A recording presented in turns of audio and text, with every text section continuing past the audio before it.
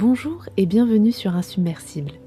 Quand on parle de parcours PMA, on parle souvent de l'attente, des traitements et du désir immense de devenir parent. Mais on parle beaucoup moins de l'après. Aujourd'hui, je vous propose d'écouter le témoignage d'Anne. Avec beaucoup de sincérité, elle nous raconte la dépression postpartum qu'elle a traversée après la naissance de sa fille, qu'elle a eue après un parcours PMA très attendu. Un échange important, sans filtre et sans tabou, qui nous rappelle qu'avoir profondément désiré son enfant n'empêche pas pour autant de traverser des difficultés. Et c'est ok. Bonne écoute! Bonjour Anne, je suis très heureuse de t'accueillir aujourd'hui au micro d'Insubmersible. Ensemble, nous allons parler d'un sujet qui est encore très peu abordé, la dépression postpartum après un parcours PMA. Quand on traverse des mois, parfois des années de traitement, d'attente, d'espoir et de déception pour devenir parent, on imagine souvent qu'une fois bébé dans nos bras, le plus dur est derrière nous. Mais la réalité est parfois plus complexe et certaines mamans, comme ça a été le cas pour toi, se retrouvent confrontées à une souffrance qu'elles n'avaient pas anticipée, avec en plus cette petite voix qui leur souffle « Tu as tellement voulu cet enfant, alors tu devrais être heureuse ». Aujourd'hui, tu as accepté de partager ton histoire et de mettre des mots sur une réalité encore très taboue pour aider celles qui vivent ça en silence. Merci beaucoup, Anne. Avant de rentrer dans le vif du sujet, est-ce que tu peux, s'il te plaît, te présenter de la façon dont tu le souhaites ? Merci Alicia. Alors, je suis Anne, je suis maman d'une petite fille qui a bientôt 3 ans, enfin 2 ans et demi. Je parle pas en mois parce que au bout d'un moment, on s'en moque. Nous l'avons eu il y a 3 ans avec ma femme après un parcours PMA très très court. Donc nous avons eu que 9 mois d'attente et les 8 mois de grossesse. Voilà. Est-ce que tu peux nous raconter ton parcours vers la maternité ? Comment ça s'est passé ? Est-ce que tu as toujours voulu être maman ? C'est un peu bateau ce que je vais dire, mais voilà, très jeune, j'ai senti ce côté maternant et cette envie de donner de l'amour à quelqu'un. Bon, je l'ai donné à mes animaux, hein, donc au départ. Et oui, dès que j'ai eu 15 ans, je disais à 21 ans, j'aurai un enfant. Je m'en moque si je ne suis pas en couple. J'aurai un enfant toute seule ou en couple, peu importe. J'aurai un enfant. Et après, je suis tombée amoureuse à 23 ans d'une femme et à cette époque, il n'y avait pas encore la loi PMA. Il était possible d'avoir un enfant, de fonder une famille en Espagne ou dans d'autres pays, mais on était encore trop jeunes. Ma femme ne voulait pas d'enfant dès nos 23 ans.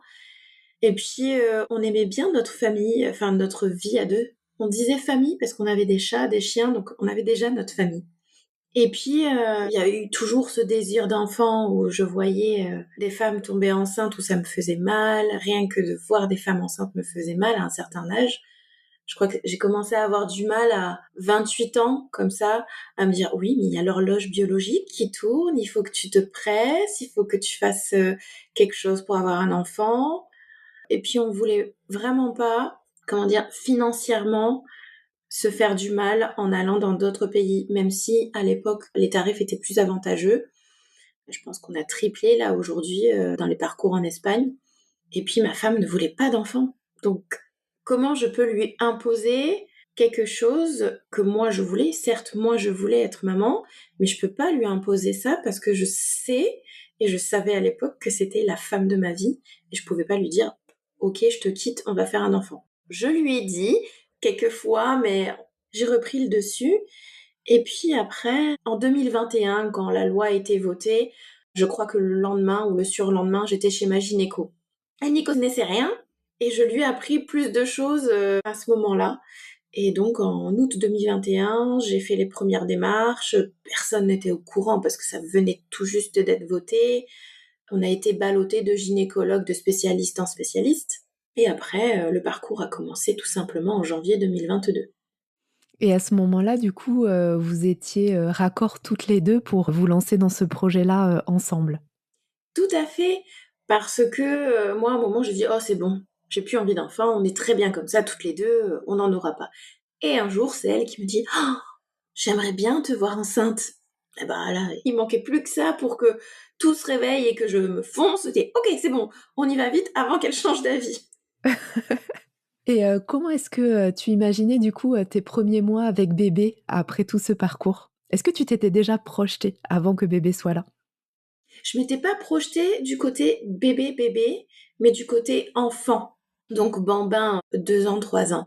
Parce que je suis enseignante. à côté. Et j'ai toujours travaillé avec des enfants très petits, hein. J'ai fait des babysitting très tôt. Et puis, mon plus jeune enfant avait 4 mois quand je l'ai gardé. Donc, je me sentais à l'aise. Donc, je me suis dit, pouf, j'ai pas imaginé ce côté bébé, couche, biberon, allaitement. Je m'étais pas imaginé ça. C'était l'après. Et du coup, comment t'avais imaginé cet après? C'était la maman qui fait à manger, la maman avec qui on fait des gâteaux, la maman avec qui on fait des folies, la maman avec qui on se sent à l'aise pour faire des bêtises. Bon, après, la maman aussi qui dit attention. Mais ouais, voilà, la maman fun. Ah, j'aime beaucoup, la maman avec qui on fait, des folies. Je crois que si mon fils t'entendait dire ça, il serait fan. Et du coup, comment se sont passées les premières semaines après la naissance?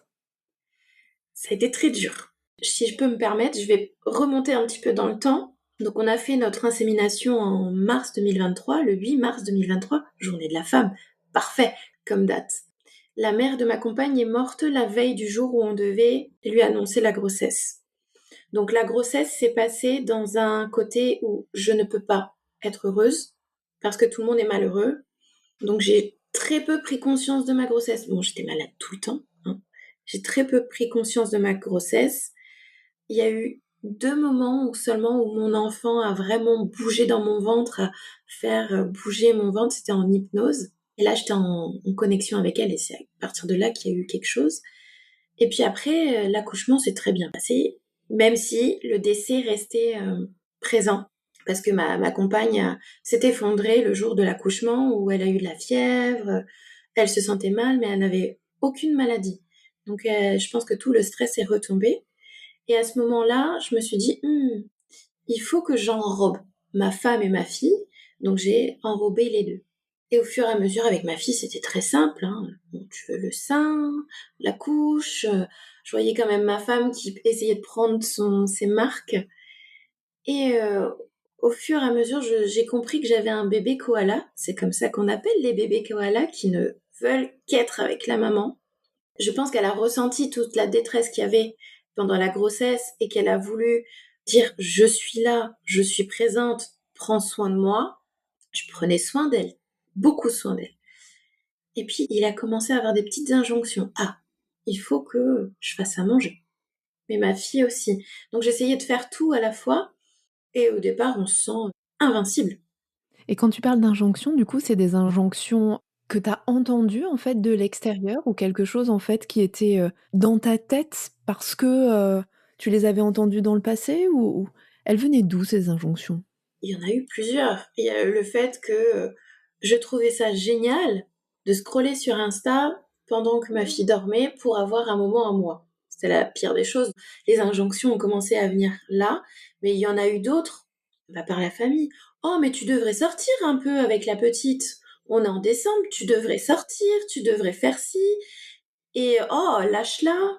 T'es sûre que tu as assez de lait? Ah, parce que moi, je suis pas sûre qu'elle ait assez de lait. Donne-lui ça. Oh, moi, je comprends pas parce que la fille d'un tel, elle a un bébé au même moment que toi. Elle sort, elle va au restaurant, elle dort. Elle fait pas la tête que tu as. Tu devrais être heureuse. Moi, je galérais, en fait, hein. Et ça a commencé à... Ces petites phrases, même si elles étaient pas voulues pour être méchantes, elles étaient pas piquantes, pointantes, mais c'est devenu une sorte de ritournelle négative dans ma tête. Oui, mais elle y arrive, elle y arrive, eux, ils y arrivent, toi non. Donc tu t'accroches. Et puis ton enfant, tu l'aimes, tu l'as voulu, donc tu assumes aujourd'hui. Du coup, tu te sentais pas, le droit de dire, «Ça va pas, je suis fatiguée, j'ai besoin d'aide»? Mais j'avais même pas ça dans ma tête. Je me disais, c'est normal d'être fatigué.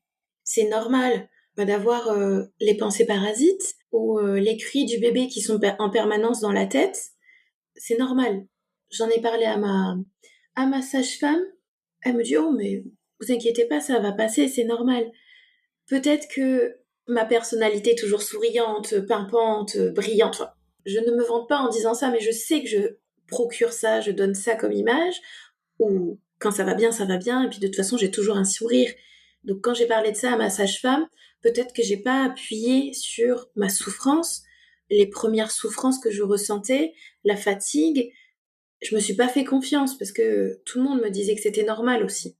Moi, je sentais que plus les jours passaient, je sentais qu'il y avait quelque chose qui n'allait pas parce que je rêvais de la nuit. Je rêvais de la nuit où elle dormait, où moi j'étais enfin posée, sans devoir discuter avec un adulte, sans devoir penser à faire à manger, sans devoir penser à, je ne sais pas, tout ce qui doit se passer dans une journée.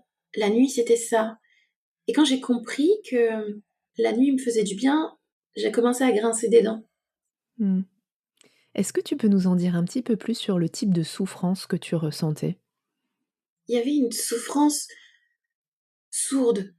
C'est comme si on avait une douleur à la jambe, je sais pas, prenons une fracture. Une fracture, ça fait mal sur le moment, puis ça peut continuer.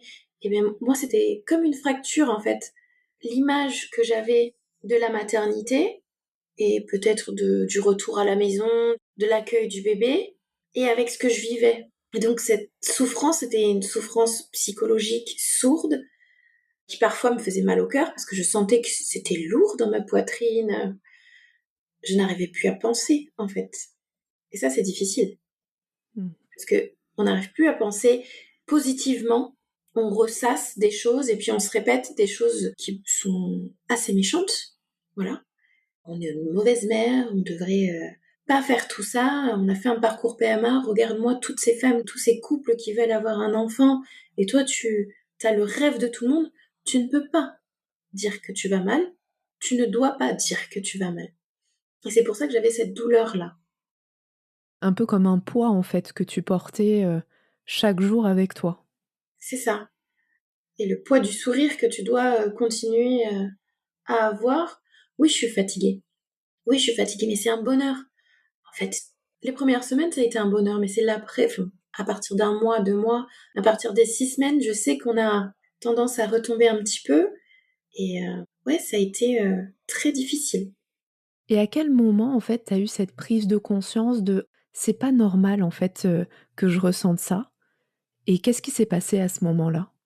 Alors là, c'est une très bonne question. Et puis, je risque de pleurer, hein, parce que la culpabilité est encore là. Donc ma fille, elle est née fin novembre, avec 3 semaines d'avance. Et les premiers signes sont arrivés en février, je crois.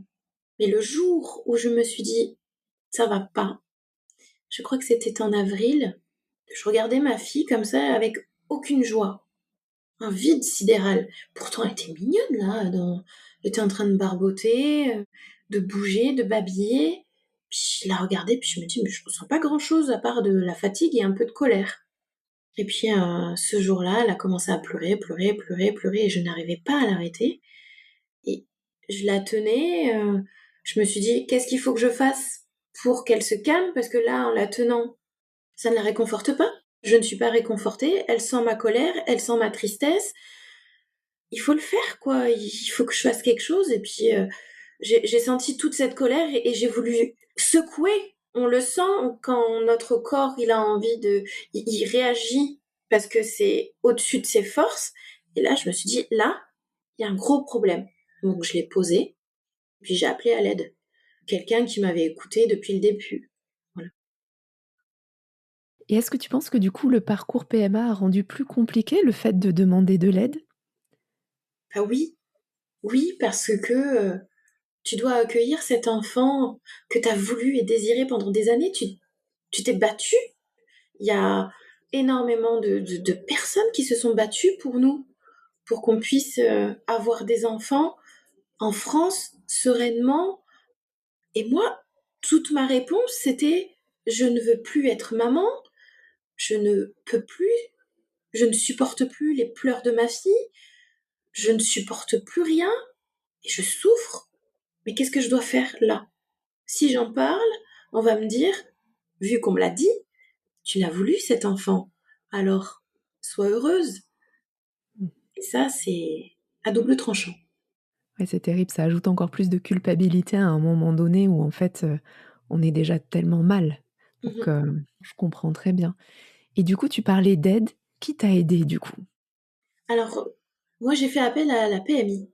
Donc, Raphaël, quand elle était toute petite, à un moment, elle n'allait pas à la selle. Et j'ai contacté la PMI parce que j'avais reçu: «Vous avez accueilli un enfant, la PMI est là pour vous, n'hésitez pas à contacter». Donc on l'a contacté une première fois parce qu'on s'étonnait que Raphaël n'aille pas à la selle et puis on avait gardé contact. Elle venait une fois de temps en temps et puis, c'était une maman solo qui m'avait parlé, qu'elle avait eu un parcours PMA et que pour elle aussi ça a été très difficile. Elle me l'avait dit. Elle avait entendu et elle aussi, elle avait vécu cette colère, cette tristesse, ce besoin d'être séparée de son enfant de temps en temps. Et du coup, je l'ai appelée. J'ai dit: «Audrey, là ça va pas, trouve-moi le moyen, trouve-moi quelque chose». Ni une ni deux, le lendemain, elle était à la maison ou le surlendemain, mais peu importe. Donc, elle m'a apporté son aide, elle m'a donné des outils et puis elle m'a écoutée parce que c'était la seule. Et tu avais pas la possibilité, de te livrer de la même façon avec ta compagne?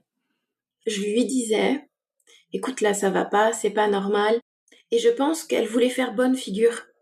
En fait, pas mal de personnes autour de moi voulaient faire bonne figure pour ne pas plomber encore plus le moral, pour ne pas plomber la relation. Bon, ma femme me l'a dit plus tard, elle m'a dit: «Mais je voulais pas te faire mal, je voyais que t'allais pas bien, je te connais, mais je pouvais pas te dire: "Ouais, bon, bah, là, ça va pas, on y va, on bouge"». De ce côté, c'est aussi accepter le fait que sa femme ne va pas bien après une maternité tant désirée. C'est beaucoup de travail, c'est beaucoup de remise en question pour toute la famille. Mmh. Et du coup, l'accompagnement que la dame de la PMI, t'a apporté, est-ce que tu peux nous en dire un peu plus? Est-ce qu'il y a des outils qu'elle t'a recommandés? Comment ça a fonctionné? Donc, tu as parlé d'écoute, donc ça, je pense que c'est effectivement, la clé. Tu as pu te confier, tu as pu être entendue, et en plus, auprès d'une personne qui, certainement avait vécu, des choses assez similaires à toi, donc ça devait résonner aussi pour elle.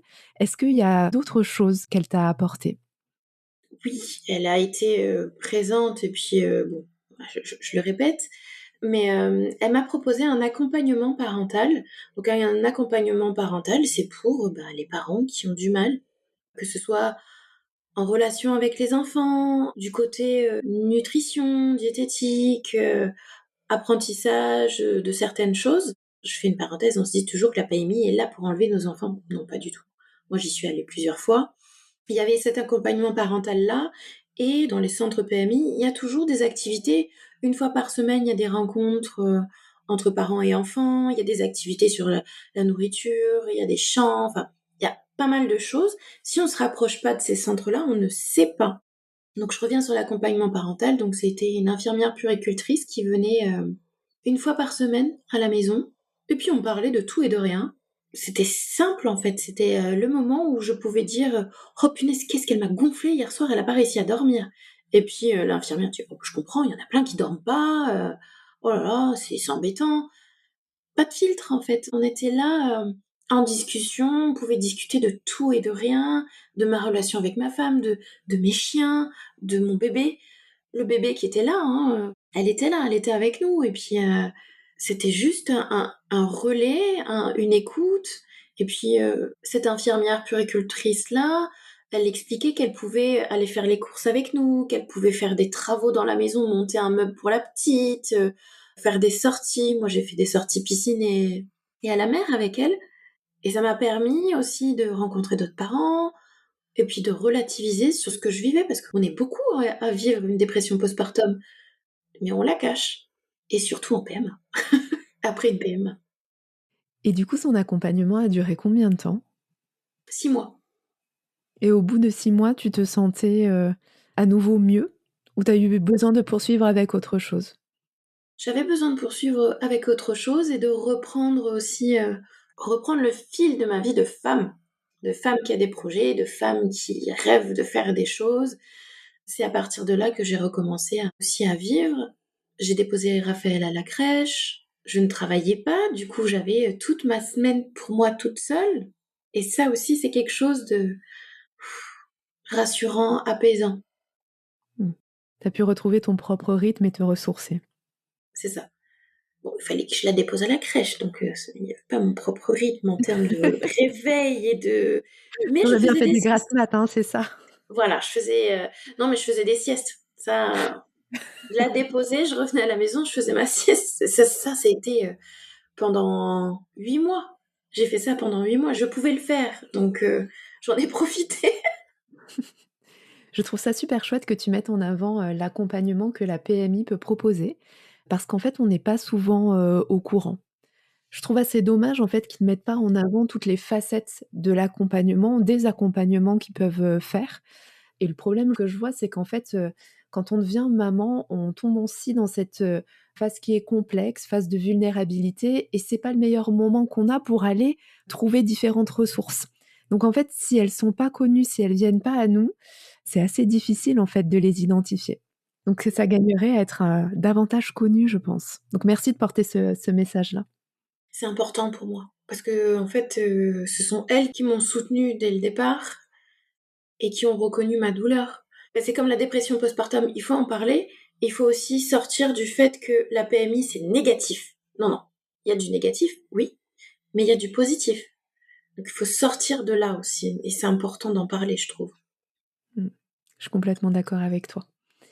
J'aurais encore plein de questions à te poser. Je vais peut-être terminer par une ou 2 dernières. Qu'est-ce que tu aimerais dire à une maman qui nous écoute et qui traverse quelque chose de similaire à ce que tu as vécu? C'est très difficile. Alors, je vais tutoyer et je vais m'adresser à elle directement. Je vais pas te dire que c'est normal, tout ce que tu ressens, parce que c'est un peu normal, mais en même temps, ça ne l'est pas. On est beaucoup à ressentir tout ça, parle-en. Et puis, fais valoir ta voix à toi. Tu souffres, tu es dans une situation que toi, tu n'arrives plus à gérer, parle-en et fais-toi confiance. Si tu sens que ta petite voix à l'intérieur de toi te dit que ça va pas, écoute-la, tu t'en sortiras. Merci beaucoup pour ce message, très touchant et très fort à la fois. Et alors je finis, c'est promis, avec une dernière question. Qu'est-ce que tu aimerais, que l'on arrête de dire aux mamans après une PMA? Tu vois, tu nous parlais d'injonction, en fait, tout à l'heure, mais s'il y avait une chose qui te vient en tête et que tu voudrais absolument qu'on arrête de dire à ces mamans-là, qu'est-ce que ce serait? Cette phrase de assume, Mmh. tu l'as voulu, assume. Oui, d'accord, mais non. On peut pas, enfin, on peut pas dire à quelqu'un de taire ses souffrances. Non. S'il y a une maman en souffrance, un parent en souffrance, on l'écoute. Point barre. Merci Anne pour ce beau message, de fin. Merci aussi pour tout ce que tu nous as, partagé, ton histoire, en toute transparence, qui aidera, j'en suis certaine, ben, de nombreuses femmes. C'est important en fait de mettre des mots sur, la dépression postpartum, sur ces injonctions, qu'on vit, voilà, quand on a fait un parcours de PMA, ou pas, mais, qui sont tellement à chaque fois, culpabilisantes. Donc je te Oui. dis un grand merci à nouveau et puis, à très bientôt. À bientôt. Les mots d'Anne m'ont profondément touchée. J'espère que cet épisode permettra à celles qui traversent une période difficile de se sentir un peu moins seules et de s'autoriser à demander de l'aide, même lorsque l'on a profondément désiré son enfant. Parce que la maternité n'est pas toujours simple, parce qu'elle peut parfois faire mal et parce qu'aucune souffrance ne devrait être minimisée. Un grand merci pour votre écoute, prenez bien soin de vous et à très bientôt pour un nouvel épisode d'Insubmersible.